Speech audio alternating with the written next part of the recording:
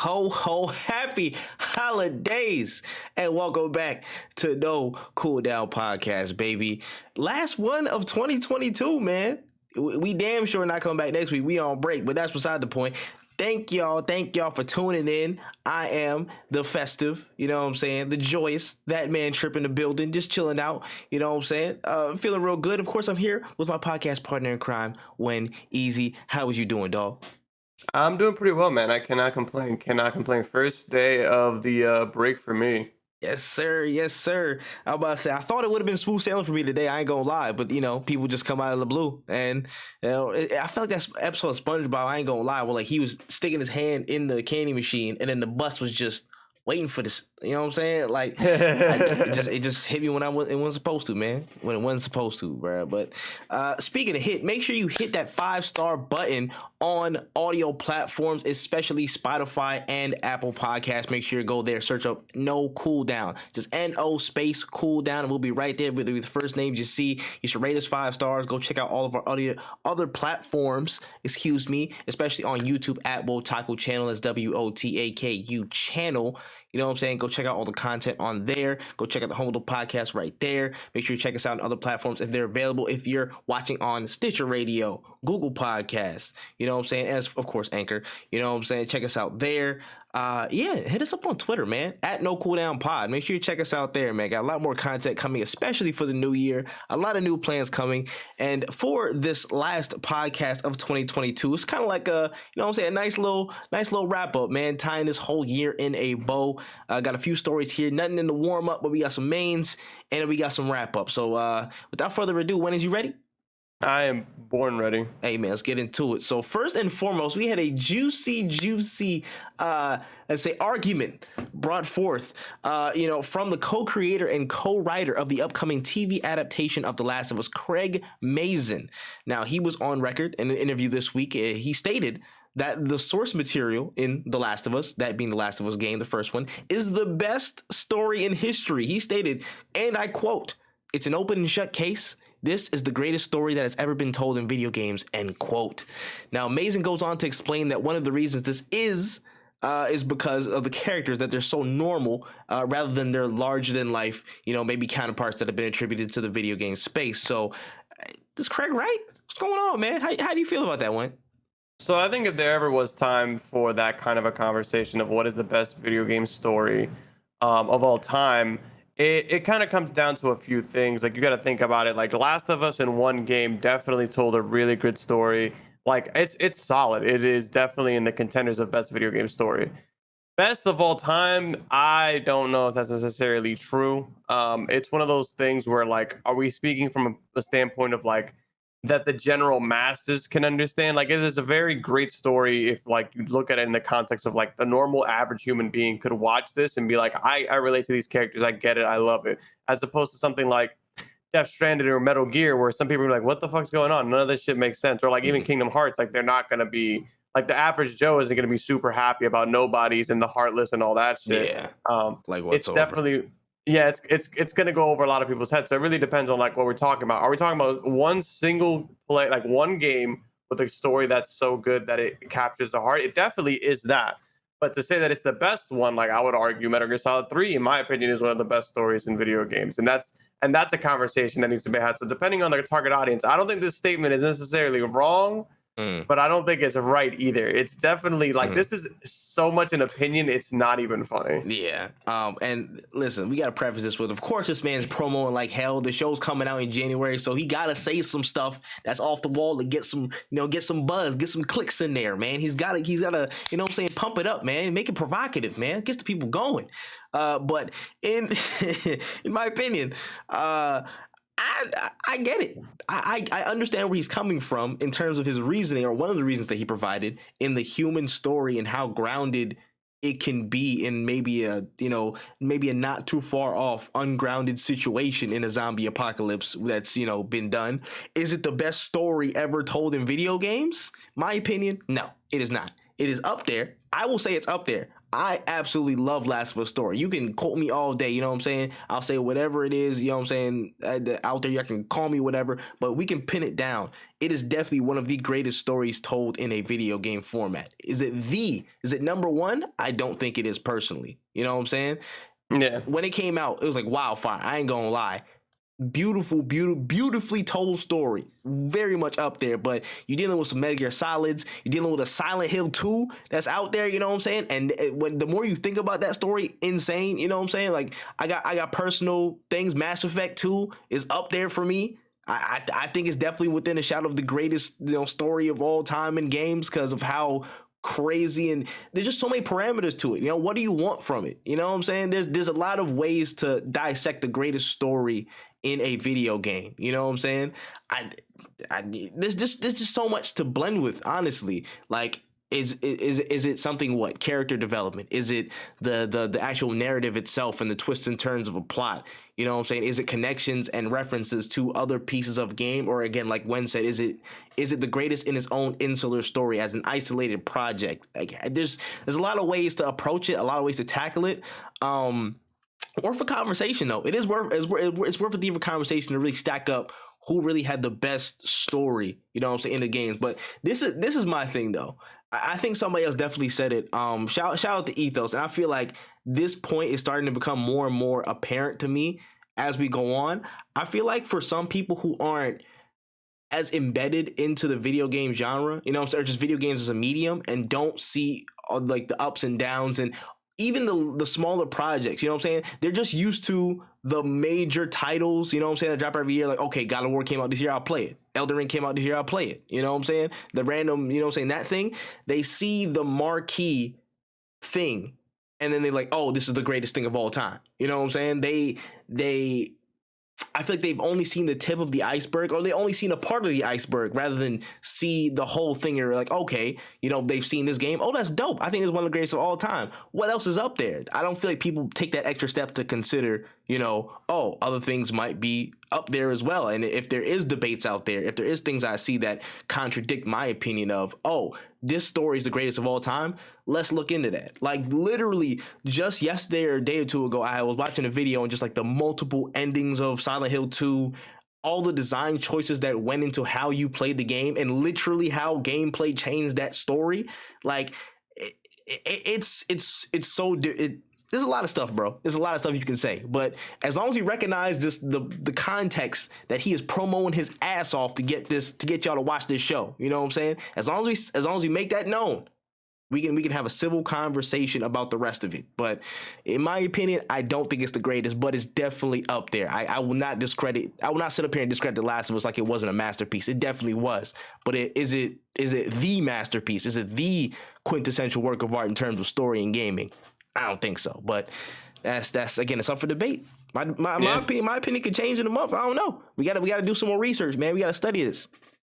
For sure. It's a really good conversation to have, but it's one of those things where I don't know if we'd ever get to a solid answer. Facts. Again, it's one of my favorite phrases. It's an opinionated sport. Man. Everybody's gonna have their reasoning, their sources, all that stuff like that. At one point, I thought Borderlands 2 was the best game I've ever played. You know what I'm saying? And at one point it definitely was. It's still one of my favorite games I've ever played. You know what I'm saying? Top to bottom. I thought it was like the pinnacle of gaming when I first experienced it. But then you realize, you expand your palate, and you notice like, oh, there's a bunch more stuff out there. So it's again, an opinionated sport. Yeah, I remember. It's funny because you mentioned Borderlands 2, because I had that same feeling, and then I played Far Cry 3, and I was like, oh no, this is the best game ever made. And then like it just kept it changed like every month.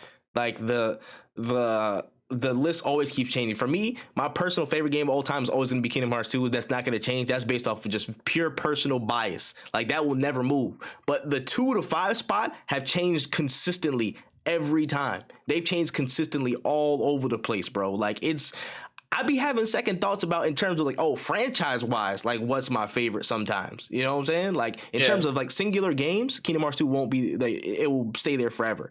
You know what I'm saying? Kingdom Hearts is going to stay in my top 2 or 3 in terms of franchise, but I'm starting to turn my mind. I'm like, yo, man, Mass Effect was really up there, bro. I don't know. I sat there and played through the trilogy, and I'm like, son, that got me invested differently. So things change all the time, man. Just just how it is.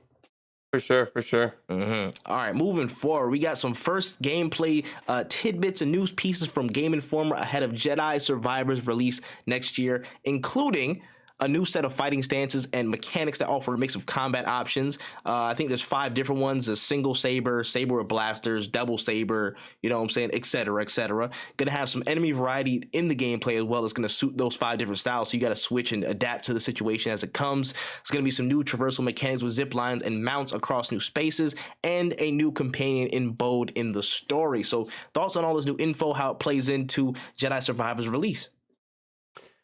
I think that this is going to be a really interesting game. I love the amount of love it's getting. I think it's going to be on par with like a God of War second, like God of War Ragnarok, like that kind of level of addition to an already solid game.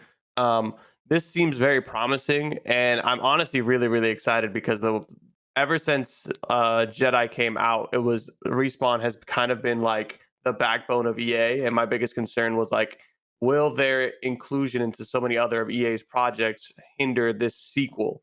And I don't think that we're necessarily seeing, at least from what we can see, we're seeing those effects too much. I think that this is going to be a really solid second addition to this franchise, and hopefully leads us a good way into the third. You know. Yeah, I it's hilarious coming from EA because they said single player games aren't profitable. They aren't the way to go in the future, and now they just banking everything on these single player experiences now. But in terms of Jedi Survivor, it literally, like you said, it's the same case as Ragnarok. How can you add to the game to make it feel familiar, but add those fresh little perspectives? And from what we've seen in terms of the trailers and gameplay tidbits that we've been getting drip fed, it's like the space feels bigger. There's a lot more control you have, and there's a lot more to explore. Like some of those sections where he was force grabbing the dude, you know what I'm saying, and then he sprayed the machine gun and killed the stormtroopers and stuff like that, sprayed him down. Like it feels like you from what we see, I ain't felt nothing yet, you know what I'm saying, pause, but you know what I'm saying, from what we see, it looks like a very significant step forward into how Cal is, basically become he's a veteran, bro. It's been 5 years since the last game, so he's become a veteran at what he does, and seeing the skill depth and how he's applied himself, just living out and surviving in the crazy times that he is as the Empire gets stronger and stronger. Like there's evidence that that depth is in the gameplay. You know what I'm saying? That depth of his experience is shown in the gameplay and where he's heading to and how he interacts with the ops and stuff like that. So it's good, man. It's looking good so far. I have pretty solid expectations for this game, man. I feel like they have already set the bar and they have a certain standard of excellence with this series, and I feel like there's not much that they can do wrong in terms of that. The only thing they can do is buff up the story, and I feel like they're gonna do an even stronger job, because I feel like, again, Jedi Fallen Order had a really solid story. You know what I'm saying? Maybe Cal wasn't the most expressive, the most dynamic, main character or protagonist in the game, but maybe this 5 years that'll change him and put him in situations where his stuff gets a little bit tougher. Maybe that'll drive him to be a more dynamic character, seeing all that he's seen in this time span. So from the gameplay tidbits, sounding good. Yeah, listen, I'm ready. My wallet been ready, bro. I told him make room. So hey, man. Yeah, I'm excited to play this as well. I'm close to beating Ragnarok. I might start Jedi up right after that. Yeah, I don't know what I'm gonna play next, bro. Cause I'm after I 100% Ragnarok, cause I'm going 100% it, and then I got a special video cooking up for that one. So I gotta complete everything that there is to complete just to get a full understanding of what's happening. And I don't know what I'm gonna do. I think I'm gonna do Cyberpunk. Honestly, I might do Cyberpunk if there's enough time span between that and like the next like major release in like February or something like that. But we'll see. You know what I'm saying? Plans change every day. People want me to play Dark Souls, and I don't know if I'm doing. Moving forward here, it seems that the theatrics will never ever stop in the Microsoft Activision acquisition saga, as a new private lawsuit was filed against Microsoft to halt the completion of the deal by 10 gamers in California, New Mexico, and New Jersey. So it's not any public lawsuit, just by some random people playing games and stuff. So how do you feel about gamers getting themselves involved in this? Me personally, I always felt like this entire situation has been very much over me. It's been very much above me, and I personally wouldn't jump to fight Microsoft in any kind of legal battle, Mhm. Like to me, it just doesn't seem like something that is very much in the financials that of any normal regular person. And I think that it's like good that you're sticking up for what you not what you believe in, but no, I guess yeah, it's exactly what that is. Yeah, I I'm mean, happy that you're sticking up for what you believe in, but it's one of those things where it's like I can't imagine you're gonna win a lawsuit against a billion-trillion-dollar company. You know what I'm saying? yeah, I'm about to say Big Daddy Phil pockets deep, bro. I don't know what to tell you. That's a tough battle. All you go, I feel like this is like a blocking and tackling. Y'all just stalling these man at this point. These are just tactics to stall because everything we've seen and everything that's been demonstrated is pointing to people who are dissenting in terms of governmental bodies. They're coming around to the fact that, hey, listen, maybe they have a solid argument for why they should acquire it. You know what I'm saying? They've put the right parameters in place to why, they should have it, and that there won't be a problem if it does happen. So it's more of an inevitability at this point. But I just found it hilarious how, like, 10 people were just like, let's sue these motherfuckers, man. Let's make something happen. Let's make something shake. Maybe we get some severance off it.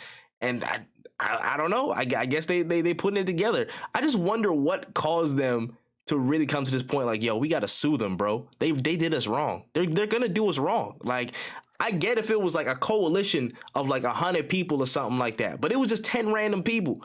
It was 10 random people from the States. They was just like, hey, listen, we gotta sue you, bro. They own PlayStations, bro. They gotta own PlayStations solely. They're They definitely have they to. definitely plan this in a Discord. They're definitely talking about it in a Discord right now. Like I don't even know if it'll even get far. Like I definitely don't think it will. But shout out to them for being able to be like, yeah, we put a lawsuit out on Microsoft. Mm, Will this change anything? Very doubtful that it will, but we'll see.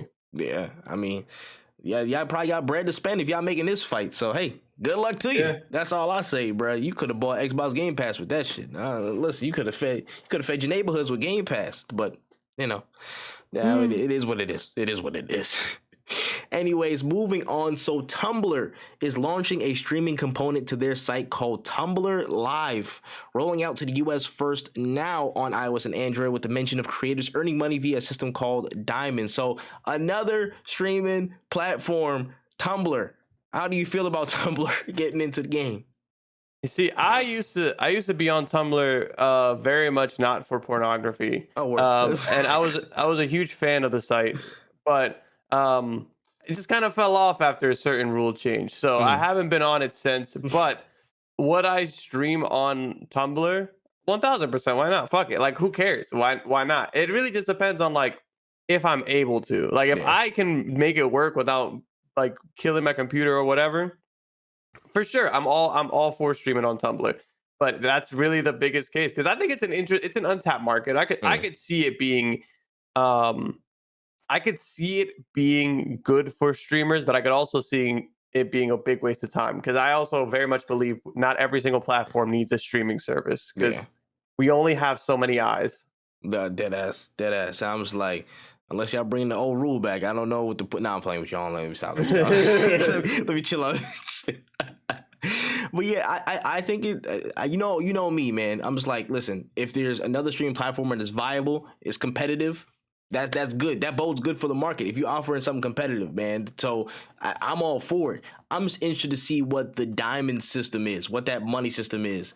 Now, again, what's the pay split? That's let's get down to brass tacks. What's gonna be your pay split? Because if it's not favorable, if it's not like in the at least on the YouTube side of things, people gonna be like, why we going to you, bro? We might as well just stay on Twitch. If we getting 50-50 or something like that, you know what I'm saying? If we getting cuts of diamonds or whatnot, like it's Minecraft, you gotta have a very compelling price package, especially when it comes to that pay split on the diamond stuff. So it's it comes down to that. It comes down to literally the price points that you can offer in terms of your service and how can you support those creators? How fast can you ramp up those creative programs? That's pretty much all it is. That and of course stability of the site, all that stuff. You know what I'm saying? If you want to throw back some other rules on their regulations, do what you do. I'm not judging you, but we'll see. We'll see. I'm curious to see how Tumblr makes intro and what they can do in the first few months. Oh yeah, we'd love to see it. Yeah. A quick little news tidbit that Sifu is dropping the next part of its free content slate with an arenas mode, plus the release of the game on Steam and Xbox. So had I believe 9 new arenas that are coming to the game. Again, a bunch of wave on wave, basically horde mode action, trying to survive against all these random ass dudes that have been assigned to take you out. How you feel about this, man?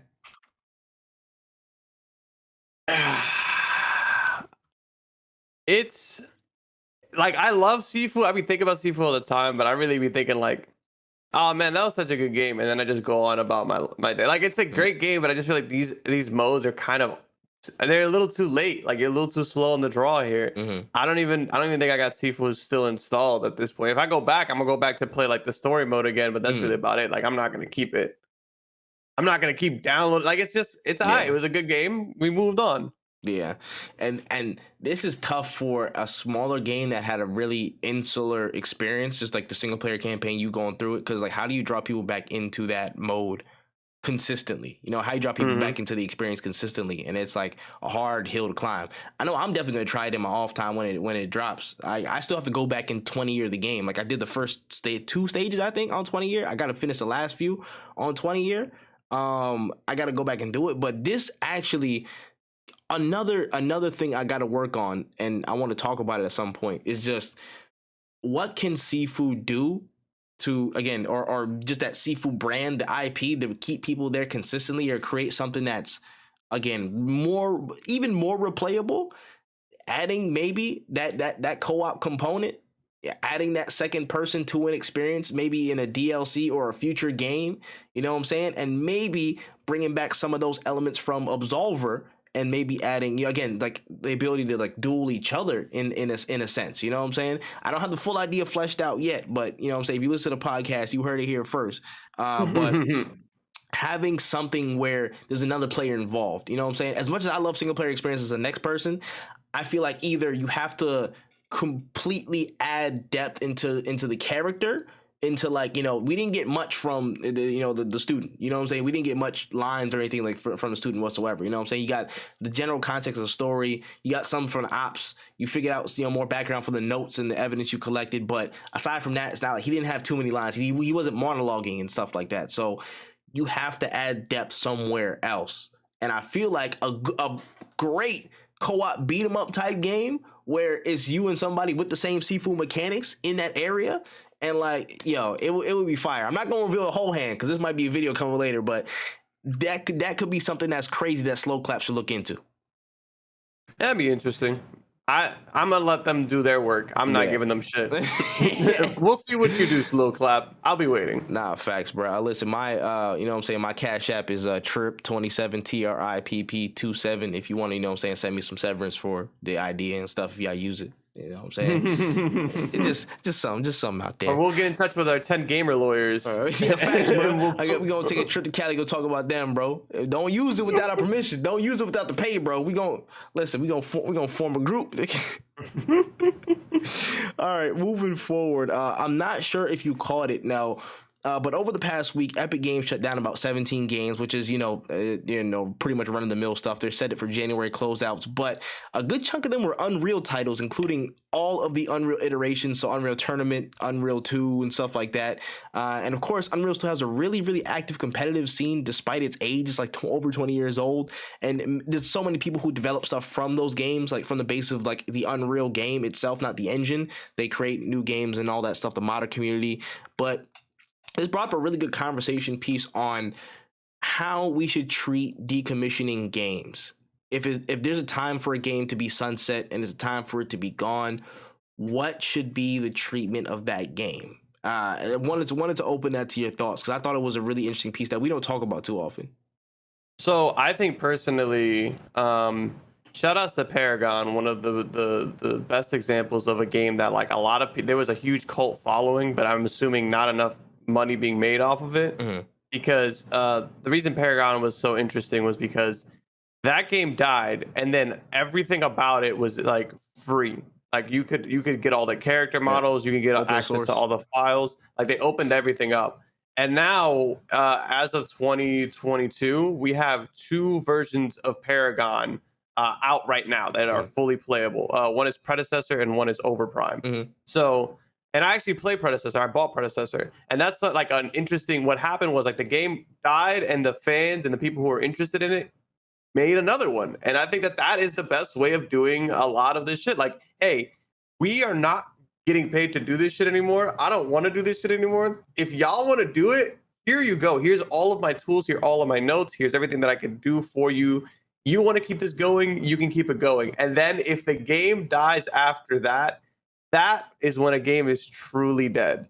Because even to this day, games like Marvel vs. Capcom 2 are being played online. Like there's ways of playing these games, and there's still these thriving communities in these spaces. But there's just like a lot of like the gaming companies would just be like, no, we decided it's going to die, so it's going to die. It's one of those things where it's like I don't know if it'll ever happen with something like Unreal Engine, because maybe Epic will see this game rise back up and they're like, yo, where's my cut? Because this was actually my IP. So that's like what I would love to happen. But I don't know if people would be willing to say, like, we're not doing anything with Star Fox anymore. Here, we're going to give you all the models and all the stories we had for Star Fox. You know what I'm saying? Like somebody would make a killer Star Fox. Yeah, like especially Nintendo, like that company doesn't even release games of the franchises that aren't dead. So imagine, well, it would be a great way of doing it, but I doubt that we'd ever see it because money. Yeah, it's the unfortunate root of all these things right now, man. But I very much agree. I was going to bring up that example as well of like, you know, Paragon and how, again, they became open source when they realized they couldn't support it further. And it was like, listen, you guys have it. See what you can do with it. If you want to, yes, no, cool, whatever. And something good came from it. And the cream is rising to the top with these two versions in Predecessor and Overprime. So having, you know, certain games. Now, if it's like a Babylon's Fall, you can leave that dead. I don't want it. You know what I'm saying? Maybe you can open source for it in like 5 years or something when the IP runs out, when the copyright just runs out or something like that. If they want, cool. But if it's a series that's really marquee, that had a huge cult following, that had lasting staying power, and it's still unfortunately getting shut down, I feel like there needs to be options that have to be explored to where you can either open it up to the people or have it somewhere that's accessible for the people so that they can consume it still, you know, as minimal of a cost, you know, a cost incursion as possible, you know what I'm saying? And honestly, it could probably still earn you money if you put it up for a certain price. Like we say this time and time again, Nintendo literally shoots themselves in the foot annually because they do not release any of their old games on the eShop. They have so many great franchises just dead, and people was like, you know what, cool, we was gonna go to these emulators, bro. Catch you later, have fun. And they're just like, yo, we you know, we're not gonna do it. Sorry guys, we're putting our foot down. You're putting your foot down on a pile of money that you're not picking up, dog. Like it's just it's very, very interesting to see how strongly some companies are in terms of like, okay, we really got to just penny pinch in that sense. You could literally like, especially Nintendo, they be missing out on hella money just by trying to just a little bit of cleanup work, make sure the servers are good or something like that. If it's an online game, throw it on the eShop and you're good. You know what I'm saying? But in terms of series and franchises shutting down, I feel like there needs to be either that consideration of find a way to properly get it to a lane where it's minimal costing, but it's still accessible for people in an open area or whatever, or you find a way to open source fully so people can take the reins, make something great with it, and you know, you get the recognition years down the line. So it's one of those few things, or throw it on a Game Pass or something like that for free.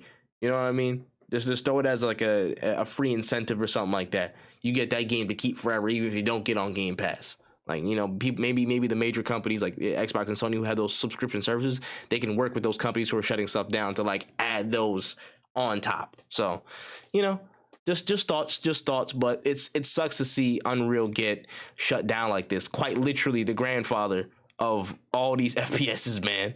Like literally one of the OGs getting shut down like this is very tough to see. But, you know, especially when something like Doom has life in like its own other spin-off. I think there's still a free-to-play Doom game right now. Yeah, it's crazy, bro. But hopefully there's some solution to all the competitive people who are involved in the community, and people just want to play Unreal, man. I know there was a point like a year or two ago when I was trying to play Unreal, and we were setting it up, and it never just came. It never came to pass. But like I remember playing it. I was like, yo, bro, this is actually fun, man. It's low key dope, and Yeah. it's sad, bro. So it's a staple in the gaming space, especially for shooters. And yeah, it's just hopefully that we can find better solutions in the future for it. For sure. Yeah. All right. Let's move on to the trailer trove here. Got a few stories talking about more watchable media and stuff like that happened from the past week. First and foremost, there's been some new rumblings about a Five Nights at Freddy's movie produced by Blumhouse, and they have casted Matthew Lillard and Josh Hutcherson for the film. So, you know what I'm saying? My boy Shaggy in there, and old boy from what's the name? Bread Boy from Hunger Games is in there. What's happening, bruh? What's happening? I think Matthew Lillard being on the project is actually would be sick. I would love to see him in this role.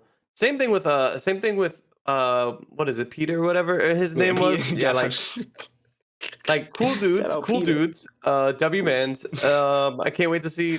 I would actually be interested in seeing a Five Nights at Freddy's movie. I'm never playing that game, no matter how much you pay me.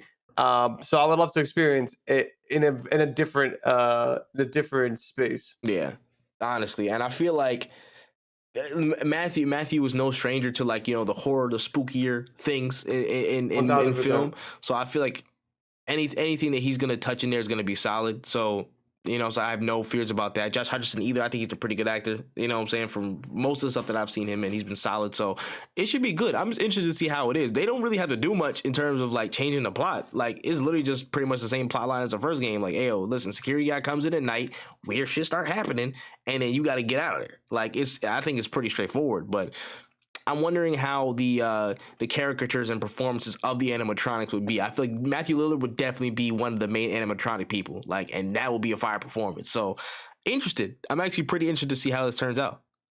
Yeah, I'm excited. I really can't wait. Yeah.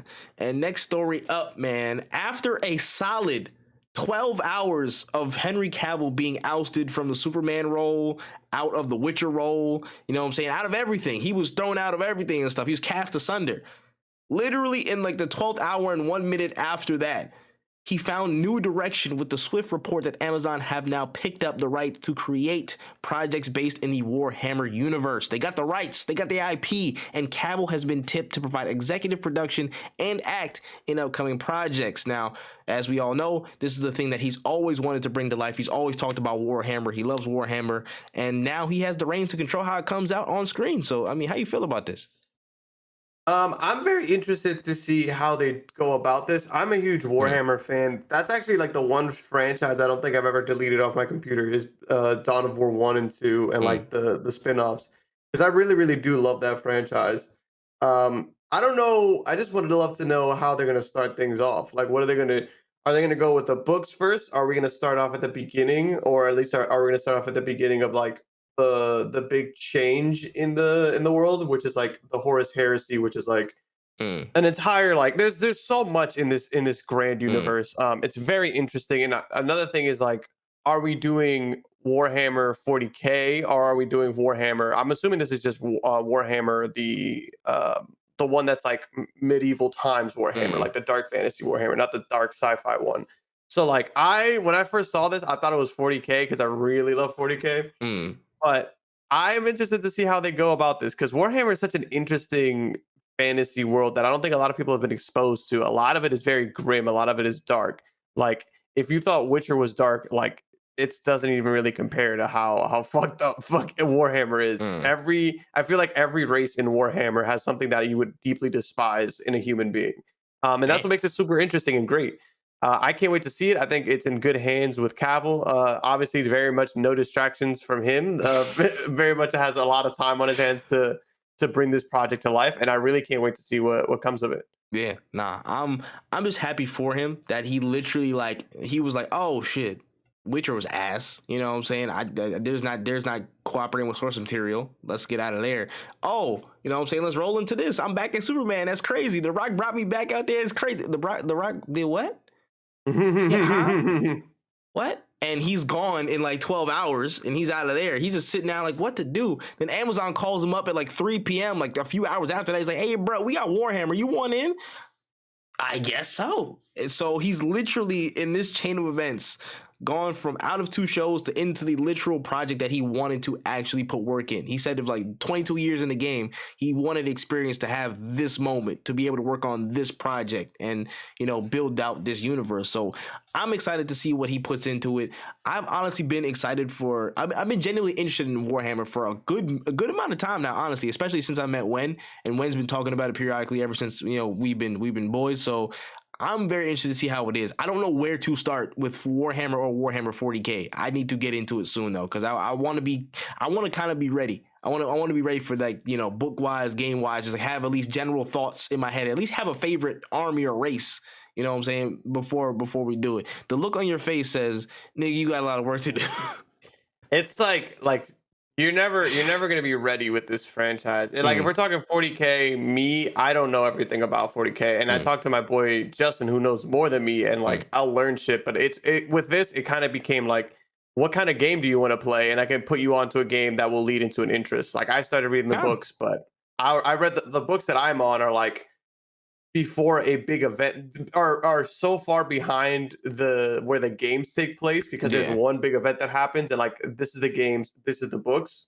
So it's a lot. It's one of those, it's one of those things where it's like, it depends on how you want to engage with the medium, and then I can give you recommendations. And then it's like, if you want to find out about the other shit, there are like 5-6 hour YouTube videos explaining all of this stuff. If you want to watch one of those, which I did for Destiny, like I recommend those as well. It's very interesting, or you can enjoy piece by piece and just find interesting stories, because that's another thing. Okay. All right. We'll figure it out. But bottom line is, I'm interested to see what comes of this, and I want to be ready for when this thing drops. I want to be really excited for when this thing drops. So, you know what I'm saying? Good on Cavill. The best way I could describe getting into Warhammer is like getting into D&D. Like you hear about D&D and you're like, it's like daunting. All these different areas that you can like explore D&D in, but like if you just want to be a fan of Warhammer, just play whatever. You'll get there. Word. Yeah. I might have to get on Dark Tide then, because it looks fun. I ain't gonna lie. It is. I'm about to get on it, man. We'll see. But shout out to that. Moving on to the next story here. James Cameron was back in the headlines this week, but not only for overgassing the fuck out of the Blue Man Group movie, but for Terminator as well. He's expressed that there's a chance that he could go back into the Terminator franchise and reboot it down the line with a focus on more of the AI side before the robots went all bad at Skynet. So, thoughts on this? Like the thing about the Terminator franchise, it's so tainted now with bad movies that I just don't even like, oh, more Terminator, cool. Like the most I enjoyed Terminator was like the arcade games that I play when I go to like round 1. Like that's about as much engagement as I got out of the franchise. I definitely plan on like watching the older ones and like trying it, like actually, because I know there's reasons why it blew up to the way it did, and it's not just because we love Arnold Schwarzenegger. T1 and like, T2 is gas. Yeah, like I'm definitely gonna give it another go, but every time I hear new Terminator, I haven't heard the phrase new Terminator and good in the same sentence, so we'll see. Nah, that's a fair point. Dark Fate was Genesis was and there was, you know what I'm saying, Salvation was there's different levels to it. But yes, I do highly suggest go back to Terminator 1 and 2, because those are literally like one of the best movies and literally probably the best sequel of all time. Like it's definitely up there. So in terms of reboot idea, it would be interesting to see the AI side, and just of course, because now this day and age, a bit more modernized version of how the AI reacted, and then, you know, everything became the way it was when all the T1000s and shit like that. And I'm good, honestly though. I'm okay. I'm okay. I don't need a reboot of this franchise. I'm just gonna hold the good memories of T1 and 2 in my head. You know what I'm saying? Remember Arnold Schwarzenegger just saying I'll be back, and I'm cool. Honestly, and he's gonna be too old at this point to do anything. You know what I'm saying? And maybe not. I ain't gonna lie. Arnold Schwarzenegger is Arnold Schwarzenegger, so he might do some crazy shit. But still, I don't want to see him like that. I don't want to see like, you know what I'm saying? Why did you suit up a whole cybernetic organism in an old man suit? Like, why did you put him in that skin? You know, like what's happening? So I'm okay, James. You know what I'm saying? You could just stick to the purple people. Y'all got them. just stay over there, just leave Terminator alone, and we'll be good. We'll be okay. Yeah. Yeah, man, get that shit out. Anyways, in an interview with Collider, Amazon TV studio head Vernon Sanders explained that the upcoming God of War TV series will stay very faithful to the source material, and the team of Mark Fergus, Rafe Judkins on showrunning, and Hawk Ostby on writing are making a balance of source material and compelling story on its own merit. So, thoughts on this and just the general perception of what video game adaptations got to do? I think that they're in a different position. I think the best video game adaptation till this day is still very much Arcane. Yeah. And the reason I think that Arcane was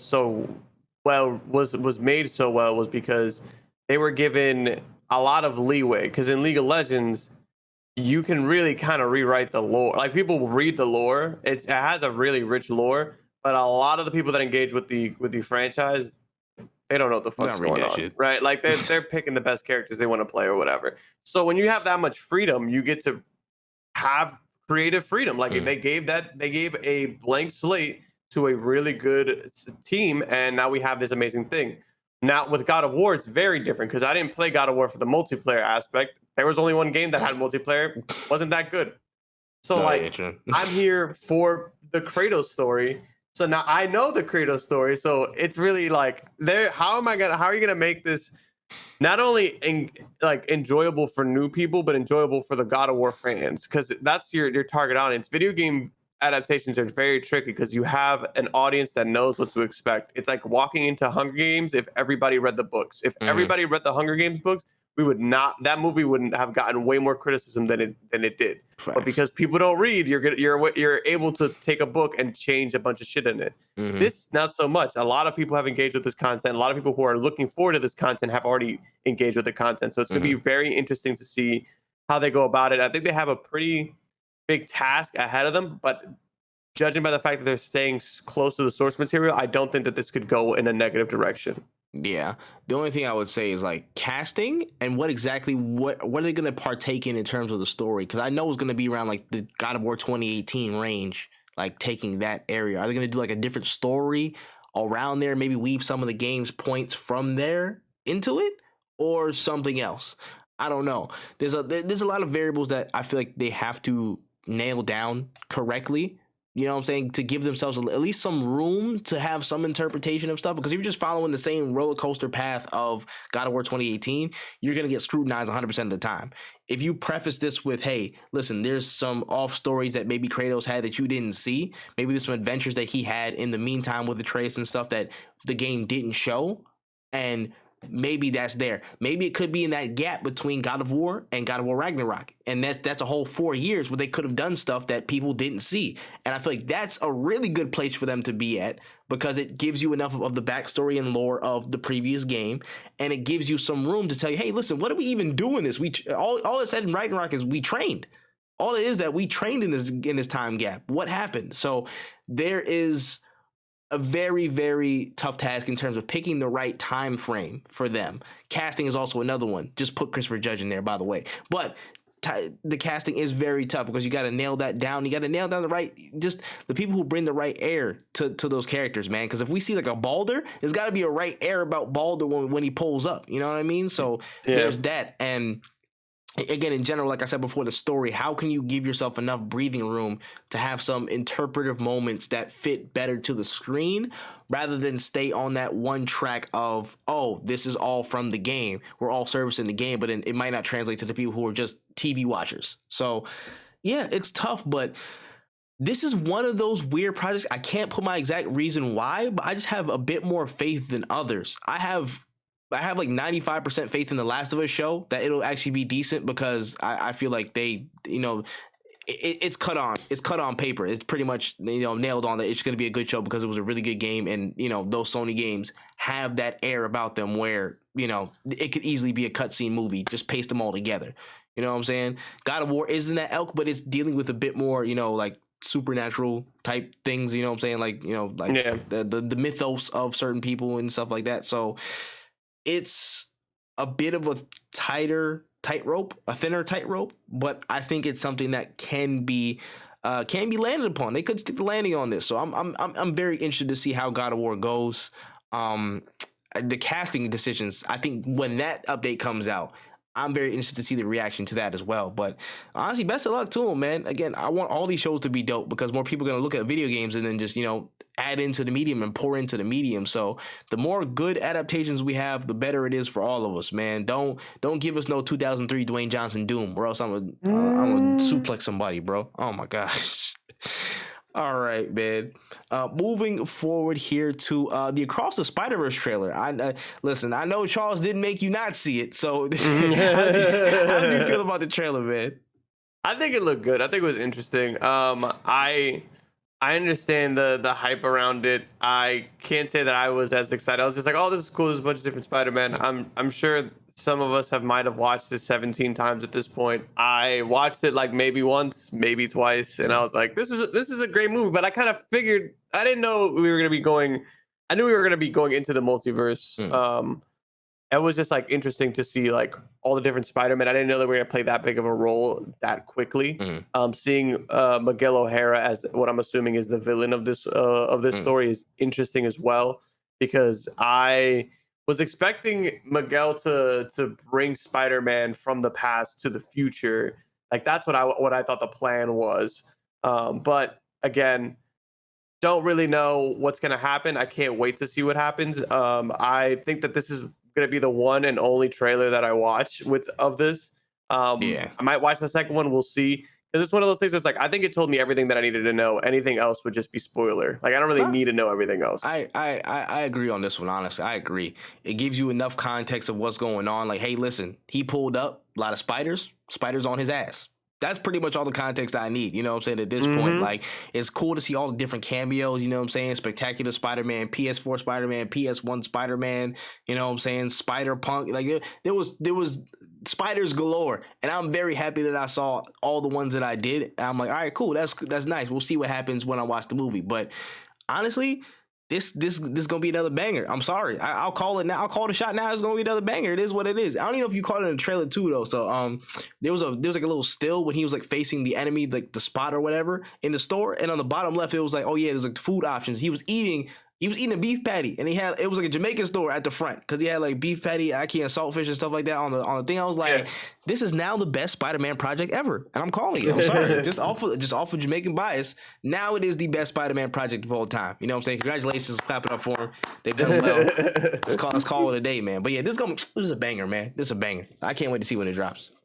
Yeah, I'm really excited. I can't wait. And the last story for the trailer trove here, we got another huge bomb as news dropped of a brand new Avatar series. No, not the blue people. Following the story of the next Earthbender Avatar after Aang and Korra, coming in 2025 from Paramount and Avatar Studios. So new Avatar, you know what I'm saying, right after Korra.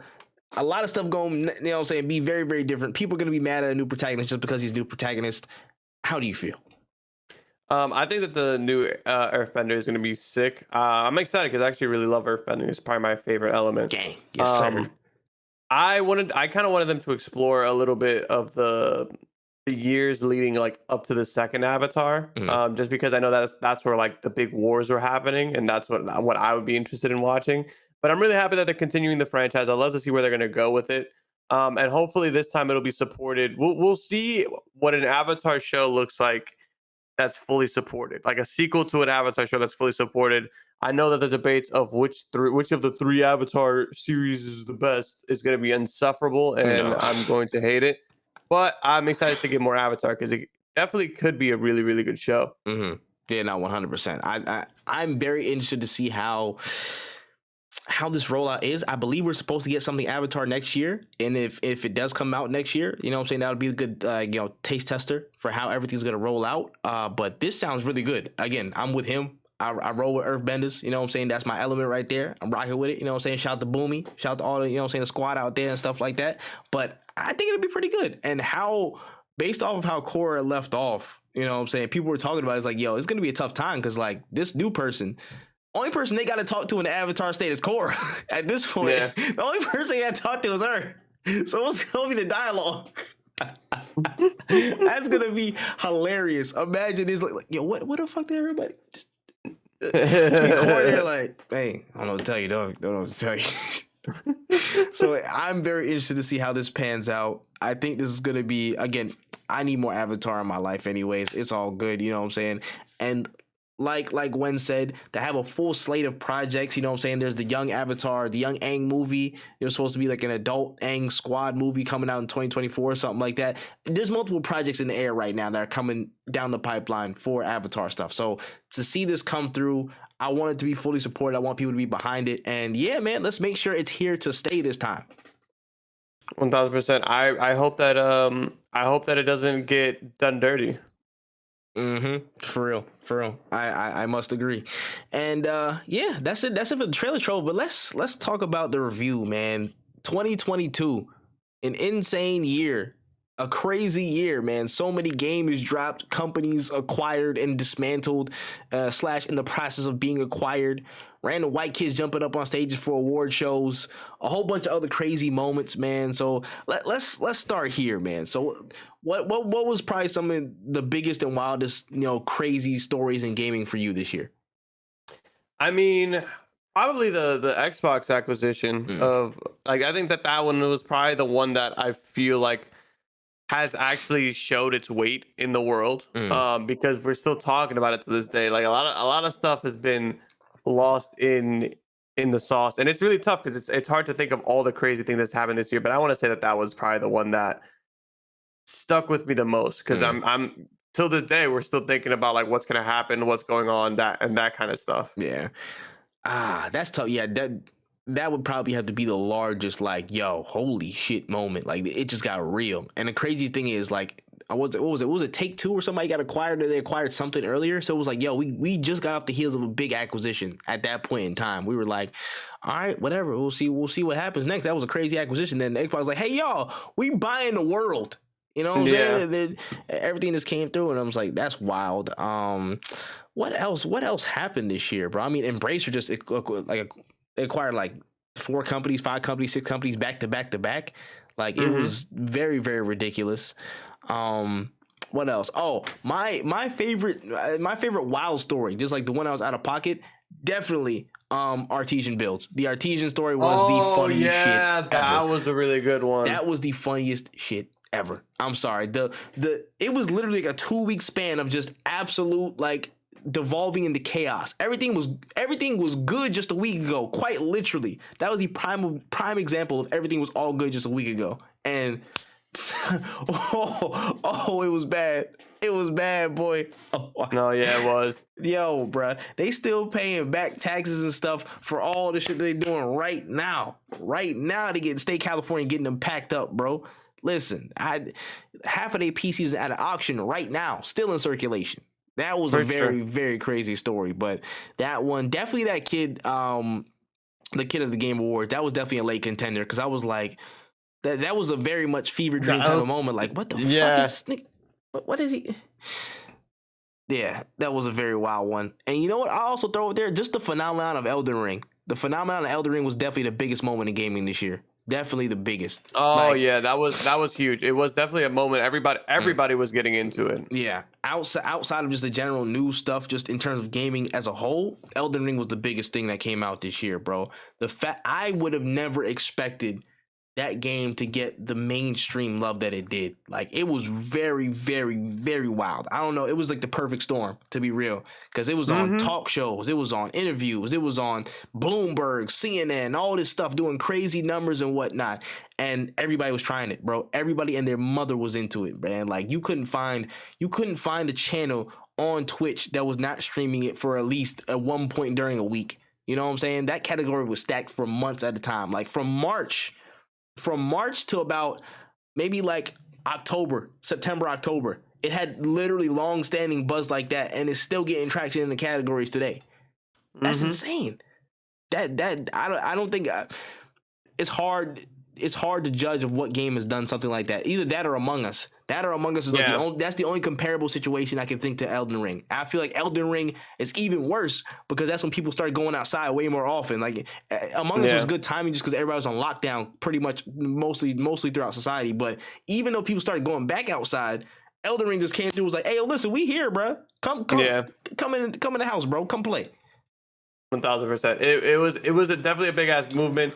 Its effect is definitely something that was felt because I feel like we were talking about that game for months. Man. And people are still talking about that game. 100%. You know how crazy your game is? That you can absolutely kill the marketing of a PlayStation exclusive within like 3 weeks. You can literally murder a PlayStation game in 3 weeks. No slight and no offense to Horizon. You know what I'm saying? I still got to go back and, you know what I'm saying, go through it. I'm pretty sure it's a really solid game, but son, tell me what you saw. Tell me what buzz you saw past Elden Ring's release date of Horizon's Forbidden West. Tell me. Not a damn shred. Not a news report. Not a nothing. I ain't hear nobody did it, bro. Not even Amish people was playing Horizon, bro. They was all on Elden Ring, bro. It was all on Elden Ring. Churn butter, Elden Ring, sleep. That was what they was on. Insane times. But yeah, bro. Shout out Elden Ring. Definitely, I think the biggest moment in gaming this year. Moving to your favorite game announcement of 2022. We had a fair number of them. It was definitely a better year. I think it was an up year for game announcements and what's coming down the pipeline. But what do you think was your favorite? So far, it would be Death Stranding. Death Stranding 2. Street Fighter 6, because technically I think it got announced this year. I was able to play it, so I feel like it's been announced forever now. But like, Street Fighter 6 was nuts, and Tekken 8 was really, really good. It's not the best because I want more. But Tekken 8, when that shit dropped, that shit was crazy. I was having a heart attack. So I'd have to say those three were the best announcements of like of this year. Yeah, that's fair. I'm trying to think what all was announced this year for real. I got my top one. I lied. Kingdom Hearts 4. What the hell? Oh, not a soul. about that. Not a soul expected that thing to even come through, bro. I was like, what, bro? Midday, they had me shook. I was out of my mind, bro. I was out of my mind. I was like, bro, I'm content with life, and they come through and mess up my schedule like that. I damn near lost my voice when I seen it. This man was in the streets, in Quadratum, just running up on all big ass Heartless, bro, in normal life. And yeah, that announcement took me out. Clear as day. You already know what it is with me. You know what I'm saying? We on, you know what I'm saying? We Kingdom Hearts, we Kingdom Hearts for life. That's how it is, man. So I saw that. That was definitely my favorite by far. But other ones, damn, what really did get announced this year? I can't even remember, bro. Summer Game Fest announcements. Aside from, I can't even think of many things that were announced at that time either. Like that Street Fighter, I think was the only thing that I was watching that I was like, whoa. But yeah. Probably that. Oh, also another big gaming moment. I will say it probably wasn't the biggest, but it was pretty big. Is EA breaking away from FIFA, because I never would have expected them to actually break away. This is like more of a sport niche thing, but I was like, yo, holy shit, they're actually like not gonna be a thing anymore, which is insane. Yeah. I've never seen that ever in my life. What really? I mean, nothing else was crazy. Nothing else was crazier to me than Kingdom Hearts, in my opinion, my personal biased opinion. But then, of course, there was the Death Strandings. Armored Core coming back was actually pretty crazy because I never thought they would make another one like that, at least this soon. You know what I'm saying? And we might hear some more news about that sooner than we think. Yeah. Aside from that, that's all I thought it was, bro. Yeah. That's pretty much it for my favorites. That was only Kingdom Hearts, bro. Sorry, I only got eyes for one, baby. I only got eyes for one. No, I completely understand it. I feel like this year, I feel like 2021 was where we got a lot of announcements, and this year has just been like getting those games out. Yeah, we'll talk about it in the next topic. But I feel like it's like gap type stuff, but we'll see. Yeah. But favorite gaming moment from this year. Gonna skip that one. Skip over and then come back to the other one. But favorite gaming moment. Favorite gaming moment for me Probably Worlds. League of Legends Worlds was like nuts. It went to like, so it's best of 3, but both not best of 3, it's best of 5, but both teams won 2. Like it was fucking insane. We were up until like 1 a.m. watching that game, and it was heartbreaking to see Faker not win, but like that. And this is weird because like last year I would have not been watching fucking League of Legends. I would not be watching esports period, but that was probably my favorite gaming moment because I was like watching the Super Bowl for me. Like I'm excited for next year. This is gonna be heat. Yeah, nah, that was definitely crazy. My favorite gaming moment might also coincide with some of my favorite game experiences from this year, but we can also get to that. But definitely playing zero build mode with the homies. That's probably. Oh yeah. Oh, you mean like that? Okay. Yeah, no, okay, it can be personal as well. Yeah, it can be personal as well. I feel you know what I'm saying? It could be whatever. It could be whatever you want. But definitely that's one of my favorite experiences. Like that was. After swearing I would never come back to Fortnite again, I expected to have zero fun. But that was probably one of the most fun experiences I've had playing with the homies, especially playing that Fortnite tournament that we had. That was 100% up there. We should have won that damn game. That multiverse tournament we did was also really fun. The Growth Multiverses Invitational is definitely one of the most fun experiences I've had. To preface this, I was super nervous trying to like help put it all together. Like when the double audio was happening, also screw voice meter. I'm glad it's gone, so it'll never happen again in another tournament setting again. Yes. When that happened, I was so nervous, and Mac, you're still the best for that. But the rest of the tournament was dope. Honestly, I enjoyed everything about that tournament. It was so awesome, honestly, being in that experience. It was such a good ass time, bro. It was such a good ass time. I was in a suit. I was acting a fool. Y'all were going crazy on commentary. Like, that was a moment. That was definitely a really good moment. I still have those clips, and I need to put those out. No, that was a fun time. Nah, most def, bro. Most def. I'm trying to think. Was there anything else? This isn't really gaming related, but growth related, bro. All the bracket fights. I'm gonna upload. I'm gonna upload the Cartoon Network. I'm gonna upload the Cartoon Network one either before the year ends or at the beginning of next year, just like to set the tone right. You know what I'm saying? But that was a time. That was definitely a time and a half. Oh my gosh. No wonder we haven't done one in so long. It's been so peaceful lately.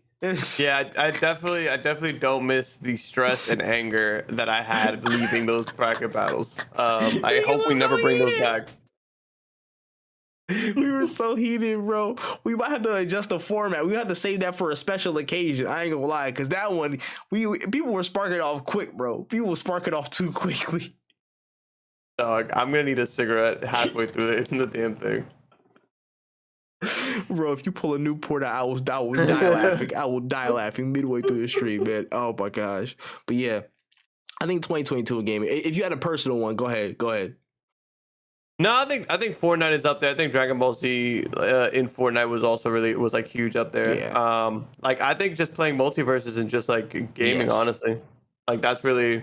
I completely agree with you. Like playing Fortnite was definitely a huge W. We're definitely we gotta lock in for next week because we gotta get at least one day in. Nah, for sure. You already know what time it is, man. But yeah, 2022 was definitely a solid, super solid year in general. But as we wrap it up, as we look towards the future, we gotta see 2023, man. 2023 is only a few days away.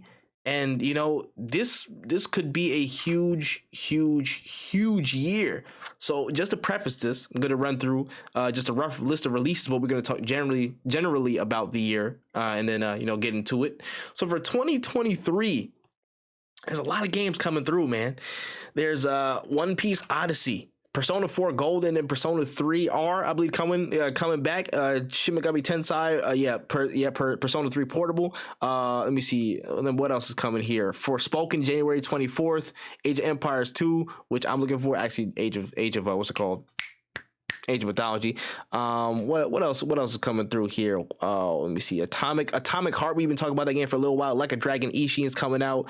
Let me see. A bunch of VR stuff. Blah blah blah. What else is coming through? Kirby Return to Dreamland Deluxe, Octopath Traveler 2, Destiny 2 Lightfall, Scars Above, Last of Us Part 1 on PC, Wolong Fallen Dynasty. Let me see.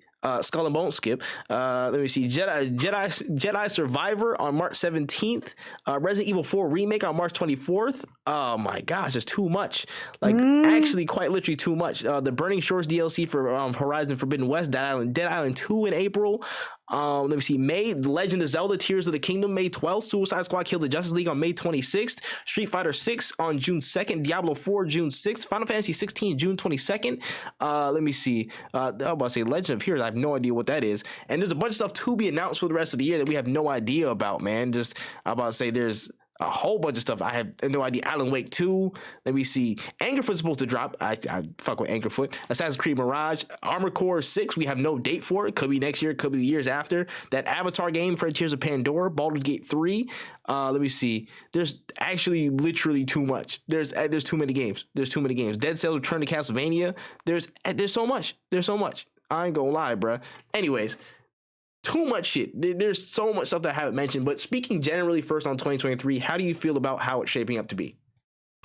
I think it's gonna be super sick. I'm actually excited for certain games. I'm actually excited for like shit like Fire Emblem Engage and shit like that. Like there's a lot of games that I'm excited for that I don't even know if I'm gonna have time to play. It looks like a very stacked year. It's gonna be a really good year if you want to play video games like that. I think it's gonna be really insane. This first half looks more geared towards, it's not, I don't think it's what's the word for it? I don't think this is going to be like Elden Ring was last year where like it felt like there's not going to be domination. There's not going to be domination. Yeah. It's going to be a lot of good things, a lot of variety. And I think it's going to be really interesting to see how what people choose to engage with and what people want to talk about, because when Elden Ring took over, that's all anybody ever talked about. But like, I would love to see when Dragon Age, when Fire Emblem drops, who's gonna be talking about Fire Emblem, or who's gonna be talking about Dead Space, or are people even gonna be talking about that, and are they gonna be talking about Persona 4 because that's back out? You know what I'm saying? I think it's gonna be really interesting to see what the space is gonna be like, and I'm excited because even if there is shit that I don't really care for that everybody's talking about, I know that I have shit that I care for that I'm going to start talking about. Facts. There's actually, I'm looking back through the list. There's Warhammer 40K Space Marine 2. Let me see. Yeah. There's Thirsty Suitors, Texas Chainsaw Massacre game, The Plucky Squire. Shout out to Plucky Squire. I haven't heard that name in a little bit. Hope it comes out 2023. The Lords of the Fallen is whatever. The Expanse Telltale series. What's it called? Wolf Among Us 2 is also on the way. That's coming through. The System Shock remake was announced somewhere. There was a bunch of stuff, bro. There's actually it's too fucking much. It's too fucking much. Stalker 2 is supposed to still be there. Like, there's too much. Replaced Remnant 2. Redfall. Ravenlock. Like, yo, this is not Blood Bowl 3. Payday 3. I don't know about that, but that's just gas. Like, son, there's actually a ridiculous amount. The Nightingale, that one exploration time travel game with the portals. I know. Oh my gosh. Like, there's Spider-Man 2. How did we miss Marvel Spider-Man 2 out of this entire list? How did we miss Marvel Spider-Man 2? Oh my gosh. Like a Dragon Guided the Man Who Erased His Name, the throwback one. Like, bro, there's actually a ridiculous amount. It's too much. But I'll speak generally on this year, or next year rather. 2023 will be I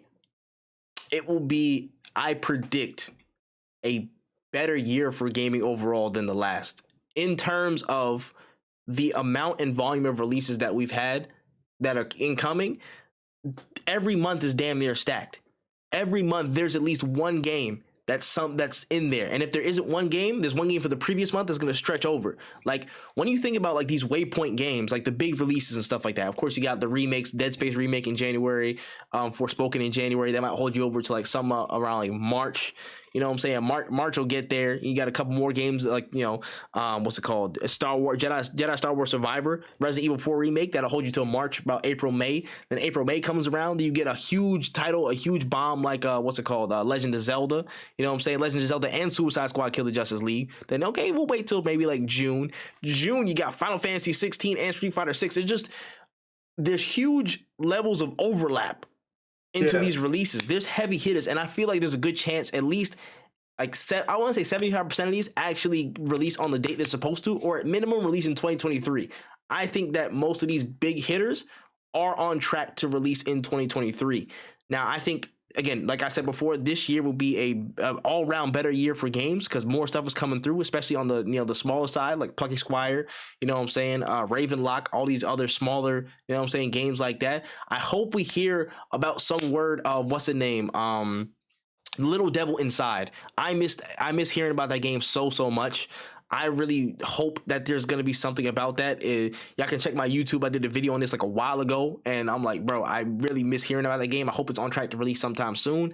But in terms of games, I think it's gonna be all around because just the volume is ridiculous. And I feel like the quality in the volume is gonna be it's gonna be high. It's gonna be high. It's gonna be very much a contest for between this one and 2022.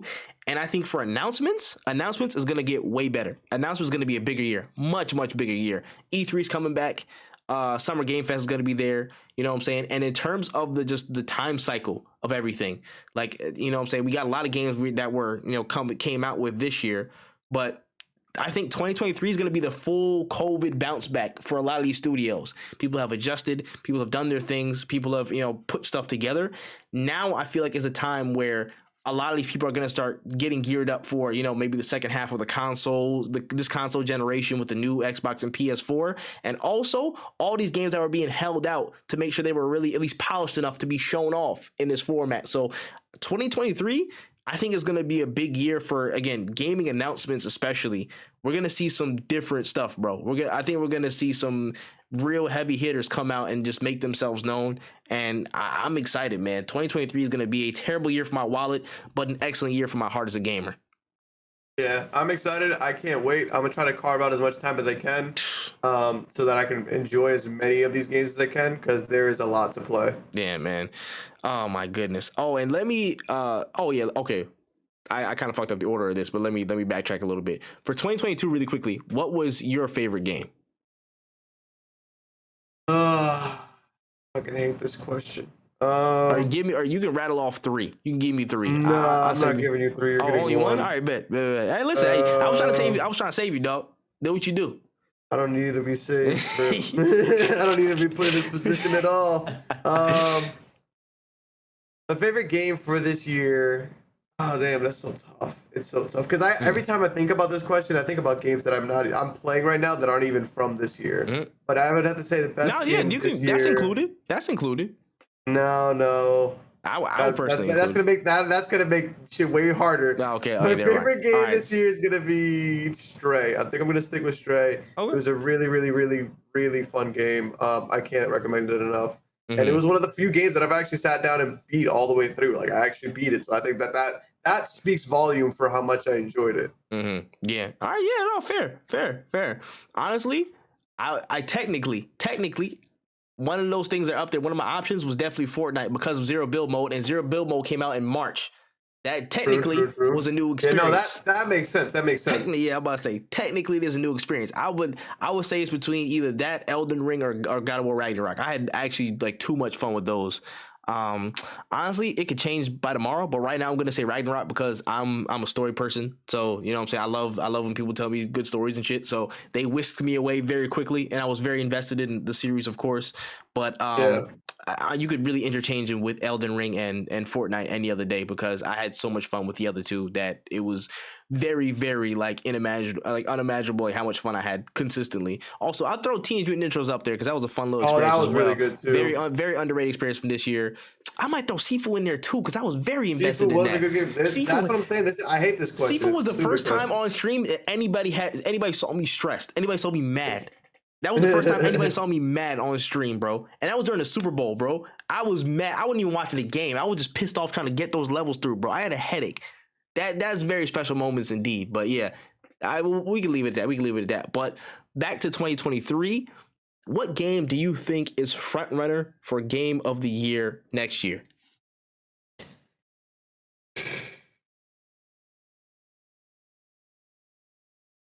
I want to say Forspoken, but I don't believe that. Like that's what I want to say, but I don't. So you tweaking? Because I think if I had to say one game out of all these games that I'm seeing that I are confirmed for this year, this is okay. This is very unprecedented, but I would give it to Street Fighter 6, but I don't think it's going to because it's a fighting game. Yeah. But I would say Street Fighter 6 or this Breath of the Wild 2.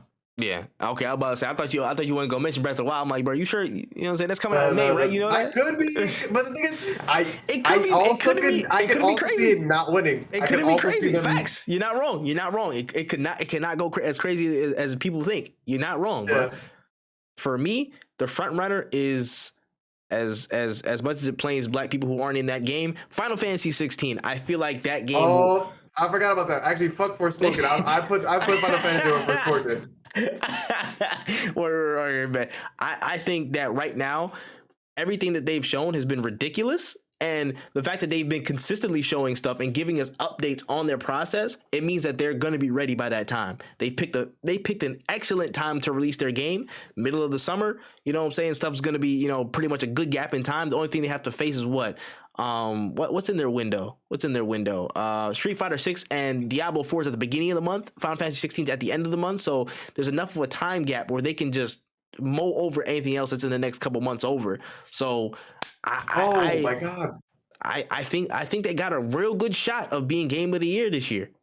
No, it does, but I also forgot Baldur's Gate 3 is going to be fully released, and that game's also really fucking good. Yep. Damn, and that could definitely be in there as well. That could definitely be in there as well, man. It's a lot. It's a lot. That's why I'm saying I feel like this next year is going to be way better just because of the level of competition. I really enjoyed the I guess you can call it by popular vote 2-horse race of Elden Ring and God of War, and that was cool. But there was also some really games in there. Don't discredit it, but I'm talking about from purely an award standpoint. It's not a 2-horse race. It's not just a simple, hand it to this person. You know what I'm saying? From the beginning of the year. I feel like it's going to be a closer race. The nominees are going to be very, very tightly contested in an awards format. And we're going to see, man. It's not set in stone. It's not set in stone. Yeah, it's going to be a crazy year. Crazy. Again, my wallet is very, very much scared for its life, but we'll figure it out. But yeah, that's pretty much all I got on the show notes, man. Geez, it's been a long year, bro. It's been a very, very long year. But anything that we might have missed before we close it out? No, man. I don't think we missed anything. Yeah. Then in that case, hey man, listen, I just want to stop before I throw it back to you for a closing note and say thank you to everybody who supported for 2022. Really our first year through. Now over the line, 1 year and change, almost episode 50. But when we start the new year, it'll be episode 50, which is actually insane. We only missed 2 episodes the entire year. That's fucking consistency. I don't care what nobody says. That's damn well consistency if I ever seen it. So, appreciate everybody who just supports, likes, retweets all the stuff on socials. What's it called? Just, listens to the podcast, rates us 5 stars, stays in tune with all the updates and everything going on. We're coming bigger and better next year, bro. We got a lot of plans to, make things a lot more streamlined, trying to get a lot more eyes on the podcast as well through different platforms. We'll stay tuned for all the details and developments on that stuff. Again, like we said, beforehand on the 10th when we celebrate the anniversary, just more stuff, man. We're planning to really add, a lot more, just quality and do different stuff. Want to have a lot of different people on here as well. I think that's a really big point for next year, for 2023. We want to see some more people in this format, just chopping up games and also talking about the dope people in the community that we can, reach out to and talk to and just showcase, man. Like there's some dope people I wanted to chop it up with. I know Wen as well. We got an eye on a lot of people that, we wanted to, finally talk to, get in the studio and really just sit down and just talk shop with and, talk about them. So can't wait for that as well. Yeah, man, I gotta say thank you, man. So any thought on 2022's wrap up and what we got next, Wen, and closing notes? We got a lot more pessimism. We got a lot more hating on just general gaming as it is as a whole. I for sure will be less enthused as the days go on. No, I'm kidding. We have a lot of fun topics coming up. We have a lot of interesting ideas. I'm excited.